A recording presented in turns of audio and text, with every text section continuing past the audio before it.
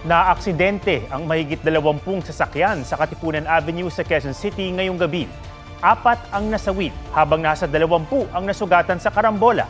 May live report si Bea Pinlac. Bea? Atom, sarado pa rin ang Katipunan Avenue flyover northbound matapos ang karambola ng mahigit 20 sasakyan dahil nawalan umano ng preno ang wing van truck na ito. Dikit-dikit na bumalandra ang hindi bababa sa 20 sasakyan sa Katipunan Avenue flyover northbound sa Quezon City pasado alas 6 ngayong gabi.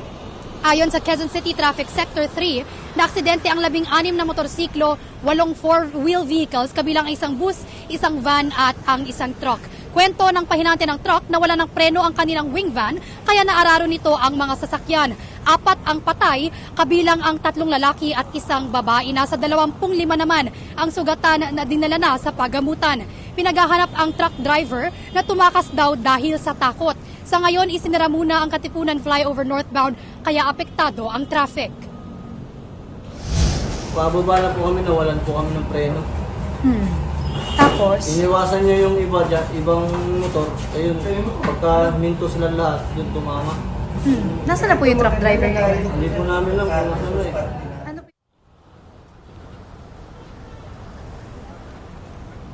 Atom, sa ngayon ay target ng mga otoridad na maklear muna itong flyover, itong mga nakahambalang na sasakyan para muling mabuksan ito sa mga motorista. Atom?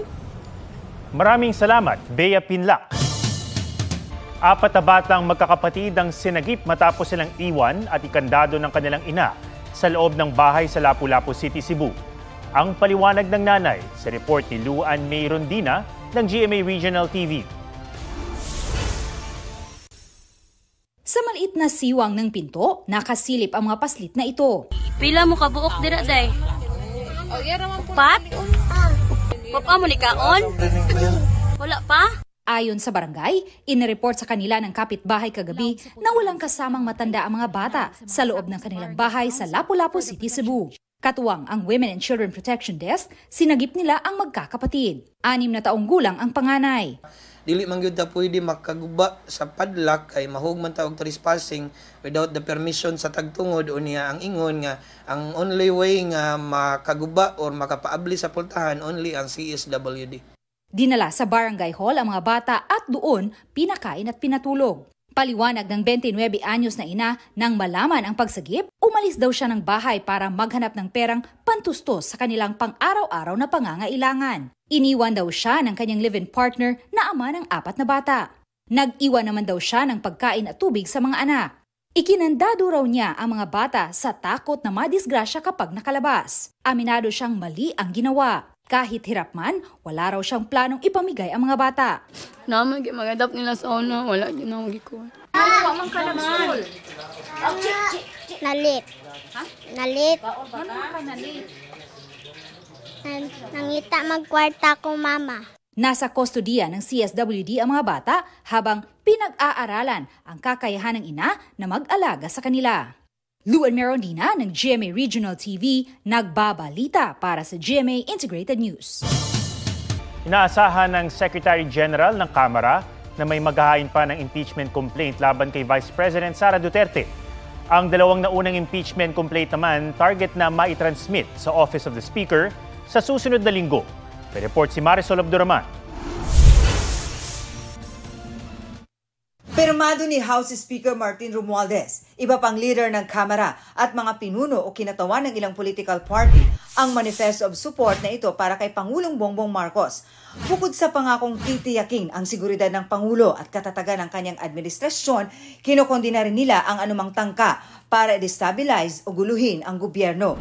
Ang manifesto ay pininisinta sa fellowship dinner sa Malacanang kagabi na dinuluhan ng nasa 200 kongresista. Sabi ng ilang dumalo, hindi nila napag-usapan ang impeachment complaints laban kay Vice President Sara Duterte. Basically, dinner, saka present po yung resolution, konting kwentuhan, then about an hour, tapos kanya-kanyang uwi na po. Parang way na rin para mabati ng Pasko ang ating presidente. Ayon sa Secretary General ng Kamara, hindi pa na ipapadala sa Office of the Speaker ang 2 impeachment complaint. May balita kami na may mga magpapile pa. So, para isang transmittal na lang kay speaker. Tapos pinag-aaralan din kasi ng legal staff namin yung pinel na complaint, kung may kulang, kung na-verified, mga ganyan. Para si speaker can decide on the basis of the information that we will submit.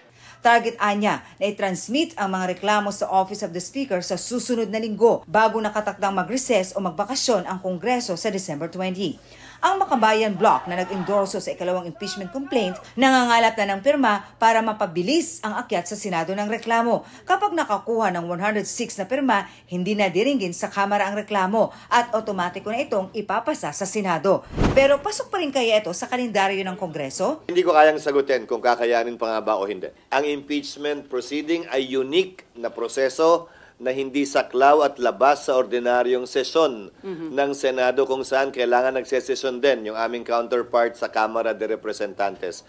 Ang pamunuan ng Iglesia ni Cristo, sinabing pabor sila sa sinabi ni Pangulong Marcos na hindi siya sang-ayon sa impeachment laban sa bise.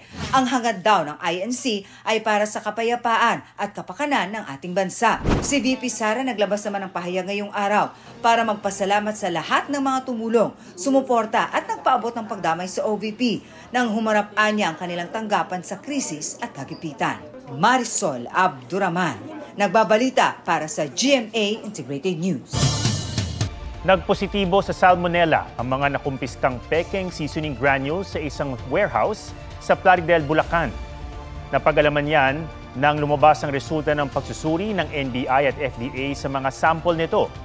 Ang salmonella ay isang uri ng bacteria na nagdudulot ng gastrointestinal illness. Ayon sa NBI, gawa sa China ang produkto at naipuslit papasok ng Pilipinas. Ipinasa raw ang mga pinekeng seasoning granules sa mga maliliit na tindahan. Naaresto ang isang Chinese national na sinusubukan pang kunan ng pahayag.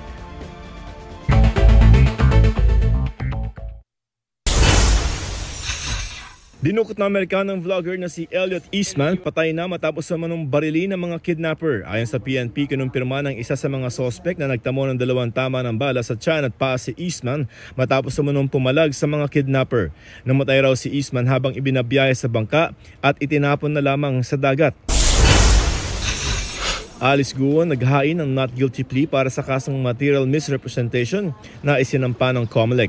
Ayon sa abogado ni Guo, premature masyadong maaga ng kasuhan ng kanyang kliyente dahil di pa kanselado ang Certificate of Live Birth ni Guo na nagsasabing isa siyang Filipino.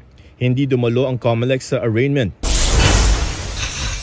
40 pesos kada kilo na bigas ng Rice for All program sold out agad sa iba't ibang tindahan sa unang araw ng rollout. Joseph Morong nagbabalita para sa GMA Integrated News.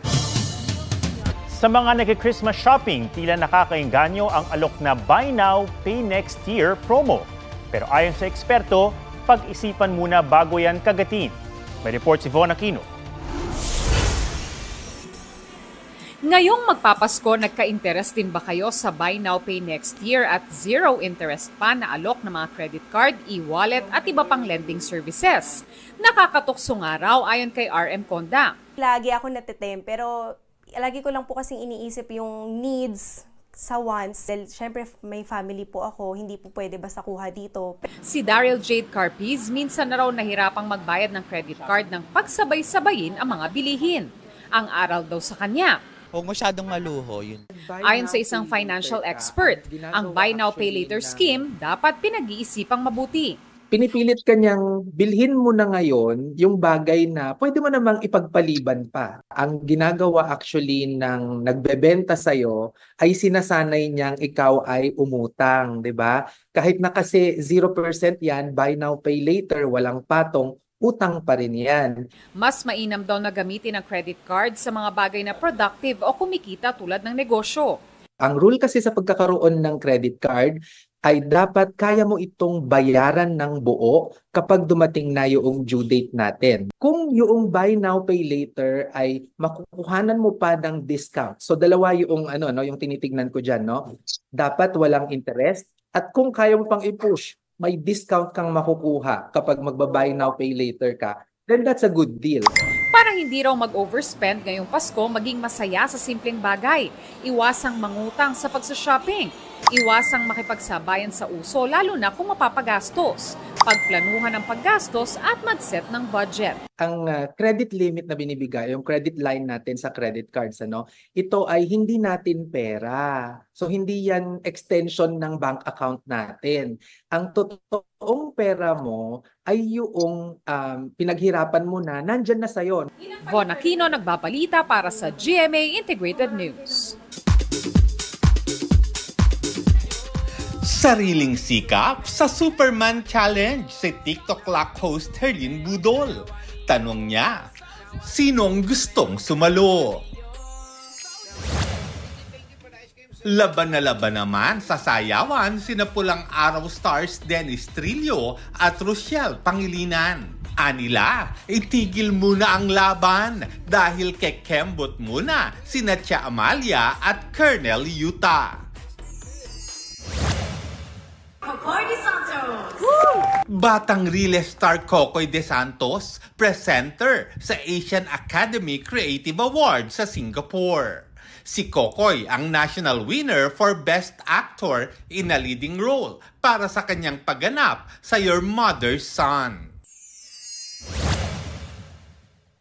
K-pop girl group na ITZY magbabalik bansa para sa New Year's Eve countdown show.